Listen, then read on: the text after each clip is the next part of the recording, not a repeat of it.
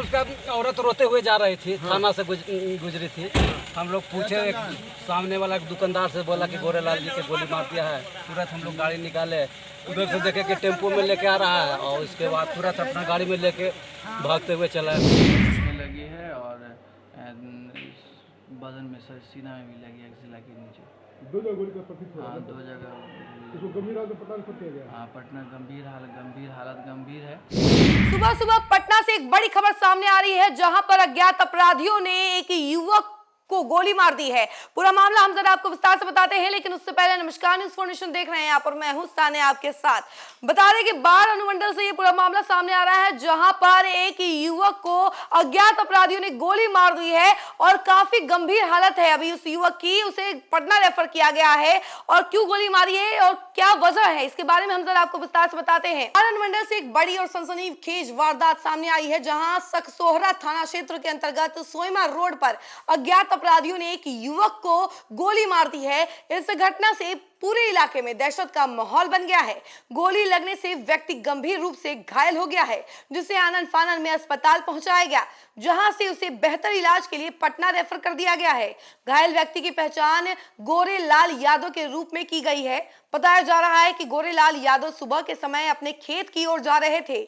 उसी दौरान पहले से घात लगाए बाइक सवार अज्ञात अपराधियों ने उन्हें निशाना बनाया और गोली मारने के बाद मौके से फरार हो गए। अचानक हुई इस घटना से आसपास के लोग स्तब्ध रह गए। प्रत्यक्षदर्शियों के अनुसार घटना इतनी तेजी से हुई कि किसी को कुछ समझने का मौका नहीं मिला। बाइक पर सवार अपराधी आए, फायरिंग की और तुरंत वहां से निकल गए। गोली चलने की आवाज सुनकर आसपास के लोग घटनास्थल की ओर दौड़े, जहां उन्होंने गोरेलाल यादव को घायल अवस्था में जमीन पर पड़ा हुआ देखा। घटना की सूचना मिलते ही सकसोहरा थाना की पुलिस सक्रिय हो गई। पुलिस टीम तत्काल मौके पर पहुंची और स्थिति का जायजा लिया। इसके बाद घायल को गंभीर हालत में बाढ़ अनुमंडल अस्पताल ले जाया गया। अस्पताल में मौजूद चिकित्सकों ने प्राथमिक उपचार दिया, लेकिन घायल की हालत नाजुक देखते हुए उसे पटना रेफर कर दिया गया। अनुमंडलीय अस्पताल के चिकित्सक ने बताया कि गोरेलाल यादव को सिर और पेट के पास गोली लगी है। चिकित्सकों के अनुसार घायल की स्थिति गंभीर बनी हुई है और उसे उच्च स्तरीय चिकित्सा सुविधा की आवश्यकता है। इसी कारण उसे पटना भेजा गया है। घटना के बाद पूरे क्षेत्र में भय और आक्रोश का माहौल है। स्थानीय लोगों का कहना है कि सुबह के समय इस तरह की वारदात होना सुरक्षा व्यवस्था पर सवाल खड़े करता है। ग्रामीणों और आसपास के लोगों में डर का माहौल है और लोग सहमे हुए हैं। तो देखा आपने कि कैसे अपराधी जो है बेलगाम हो चुके हैं और ऐसी वारदातों को अंजाम दे रहे हैं सुबह सुबह, यानी कि जब सभी लोग जाग रहे होते हैं तब भी अपराधी इस तरीके की वारदातों को अंजाम दे रहे हैं। बिल्कुल भी खौफ नहीं है, बेखौफ घूम रहे हैं और एक तरीके से प्रशासन को चैलेंज कर रहे हैं। और जितने भी मंत्री ये कहते हैं कि बिहार से अपराधियों को जाना होगा, बिहार में अपराध खत्म हो जाएगा, उन सभी मंत्रियों को भी चैलेंज कर रहे हैं। हम सुबह ही आपको बताए थे कि किस तरीके से दिलीप जायसवाल जो है पूर्णिया में जाकर कह रहे थे कि अगर अपराधी बिहार छोड़कर नहीं जाते हैं और अपराध नहीं छोड़ते हैं तो उनके ऊपर ऑपरेशन लंगड़ा के तहत कार्रवाई की जाएगी। और उसके बाद जब ये खबर सामने आती है तो कहीं ना कहीं ये बात पता चलता है कि बेखौफ अपराधी प्रशासन को चैलेंज कर रहे हैं, कानून को चैलेंज कर रहे हैं और मंत्रियों को चैलेंज कर रहे हैं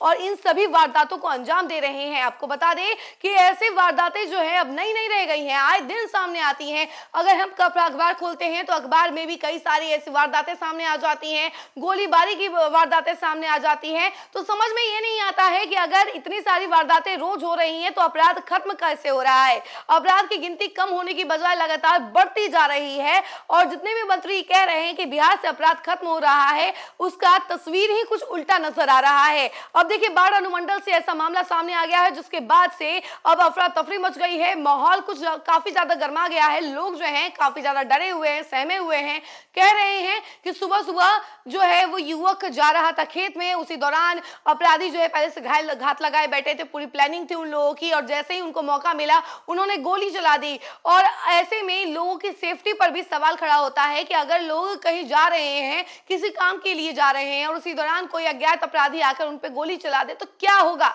अब बताइए, सारे लोग जो हैं काफी ज्यादा डरे हुए हैं, पूरा इलाका जो है अभी सदमे में है और सभी यही सोच रहे हैं कि आखिर ऐसी वारदातों को अपराधी अंजाम कैसे दे रहे हैं। प्रशासन कहां है, प्रशासन जो है कुछ बड़ा एक्शन क्यों नहीं ले रही है।